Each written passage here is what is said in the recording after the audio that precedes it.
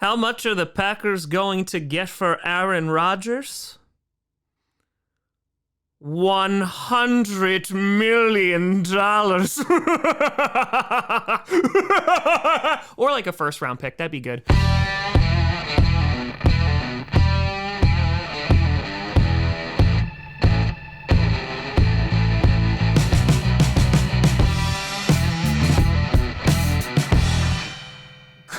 How much are the Packers going to get for Aaron Rodgers? The podcast where you don't have to do Packers, but it sure does help. I'm your host, Tom. We're going to talk about compensation today. Grossi. And yeah, that's what we're going to talk about because that'd be good. All over the internets, ever since Aaron Rodgers on the Pat McAfee show this past Wednesday went on and said, I am intending to play for the New York Jets. Everybody's just waiting for this trade to happen, and as the days have stretched out even more, because God forbid we could just have a quick and easy resolution to this, everybody's be talking about the compensation. What are the Jets going to give the Packers? Why is this taking so long? And I wanted to do a video and kind of break it down with an unbiased view and kind of just lay it out objectively as to where I think things could go, what compensation could look like, and to answer the question, who has more leverage, if any team, in this situation. So let's start off with the easy thing. Let's start from the very, very beginning and kind of go through the timeline here. So Aaron Rodgers, we now know, apparently the Green Bay Packers were like, thank you, but no thank you. Wish you nothing but the best. Here, you can talk to the Jets. Gave the Jets permission to talk to Aaron Rodgers. They communicated last Monday. The following day, the entire Jets front office and organization basically flew out. You had the owner, you had the GM, you had the head coach. Of course, you had Nathaniel Hackett, their offensive coordinator. They wined and dined Aaron Rodgers, and that's all well and good. There was no trade compensation in place at this point because basically Rodgers told the Jets, I don't know where I'm at right now. I don't know what I'm going to do because going into the darkness, he was 90% going to retire. He then said it felt like something had changed with the Packers, though Aaron apparently was told before the darkness that everything was like A-okay if you want to come back and or retire as a Packer, that's cool. And then Rodgers said he felt something changed. Regardless. So the Jets and Aaron Rodgers have this conversation. Last week, this entire media frenzy is kicked up. It's going insane because we're all just waiting for this Aaron Rodgers news. And the fan base of the Jets starts getting to it where they're waiting for news. The Packers fan base is waiting for news. And Aaron Rodgers announces this past Wednesday that he wants to go to the Jets. It's just about the Packers and Jets trying to come to a compromise on what compensation is going to look like. So that's where we are. Now, before any of this, before he even spoke to the Jets, I would say right off the bat, the Packers do not have a lot of leverage here. Why? Well, Aaron Rodgers is an aging QB, so whichever team is going to get him, there's going to be a limited window in which he's going to be able to play, whether it's 2 years, 3 years, I can't imagine it's going to be too much more than that, considering the past few years he's been contemplating retirement, and considering he was 90% out the door, you don't know how long you're going to have him for, and that's a big risk. That's one. 2, the massive contract, of course, that Aaron Rodgers has. Now, as I have spoken about a cajillion times, regardless if Aaron Rodgers retired, played for the Packers, got traded, the Packers are going to get hit with a $40 million cap hit because that's just old contracts that have been restructured and the can has been kicked down the road. They cannot get away from that whatsoever. But that's just a Packers issue. The other issue is this albatross of a contract that the Packers gave Aaron Rodgers last offseason. It is not super duper friendly. So whichever team is going to get him is going to have to pay him about $59 million, which is a big chunk of change. So that's why from the beginning, I didn't think the Packers really had any leverage here because whatever team was going to get him, short window, has to pay him a ton of money. And those are not really great negotiating tactics when you're already down that much. So that's the first thing. Now, here's where things have changed a little bit. Because the Jets have spoken to Aaron Rodgers and the media frenzy and the fan frenzy is at an all-time high, now there's a bunch of pressure on the Jets front office to get this deal done. And can you imagine if they don't get it done and it falls through? As I've said, Jets fans are going to burn MetLife to the ground. So now there's an additional pressure on the Jets. And more importantly, the Packers are kind of in the driver's seat here because they know that. Now, Before this, I thought the compensation might look like a 3rd round pick. And I know you might be thinking, wow, that's really, really low. But again, short window, massive contract. Not a lot of teams can take that on. And on top of that, there was no competition, right? There's not other teams that are reaching out for Aaron Rodgers. Now, there is something that helps the Packers here because all the other options for QB that the Jets ownership was like, we're going to get a veteran QB, they're pretty much gone. The only other option is Lamar Jackson if the Jets want to spend 2 first-round picks and also pay a crap ton of money. So besides Lamar, everything else is pretty much off the table. They don't really have any choices. But let's talk about what else helps the Packers here. The Packers are in a great situation because they could just not care all the way up to the draft.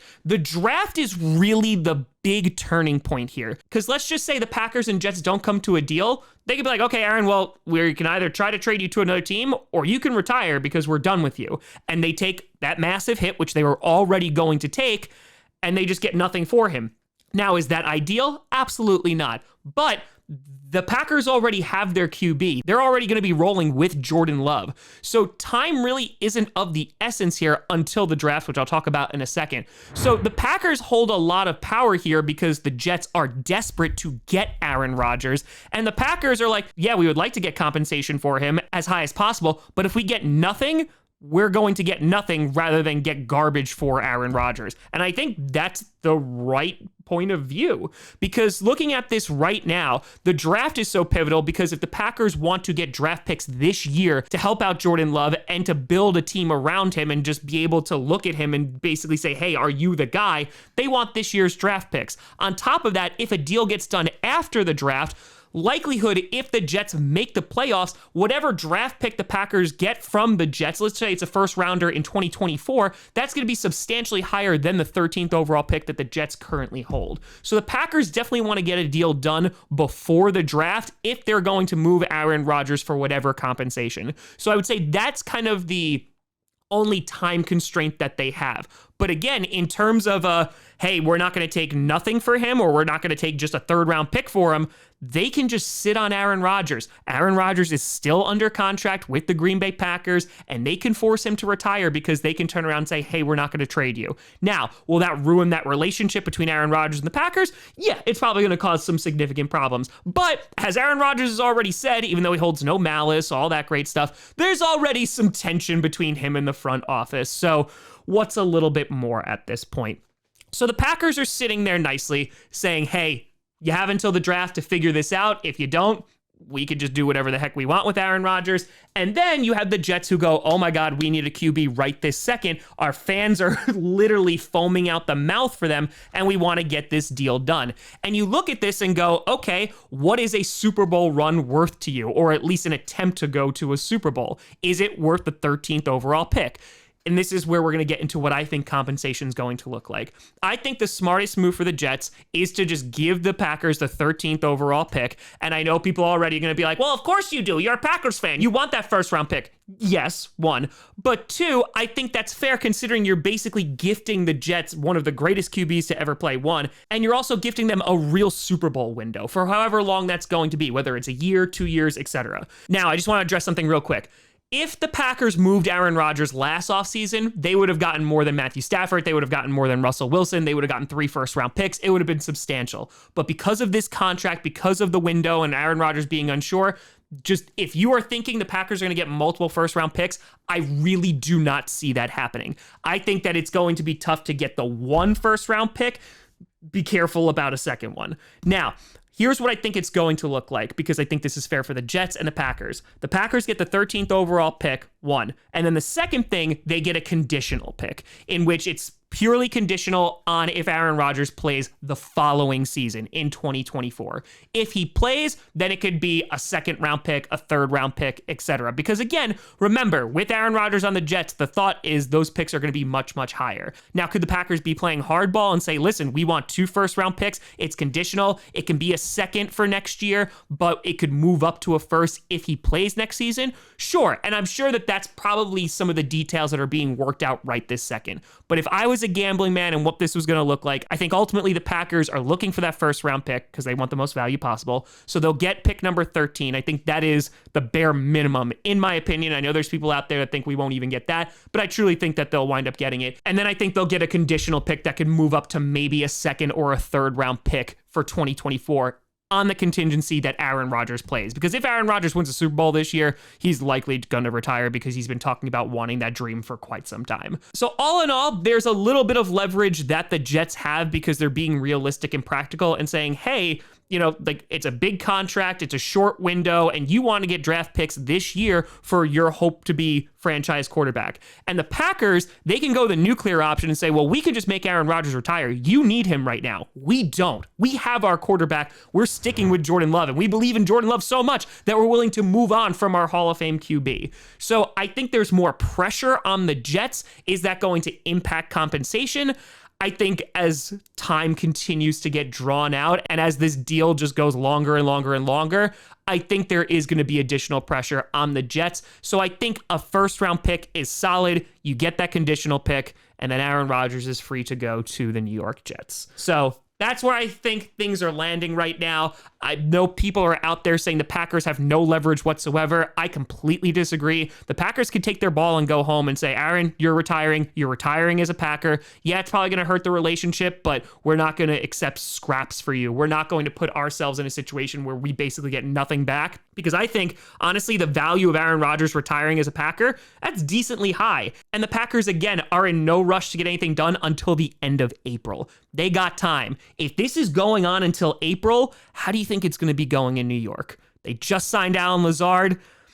I don't think it's going to go too well, but that's just my opinion.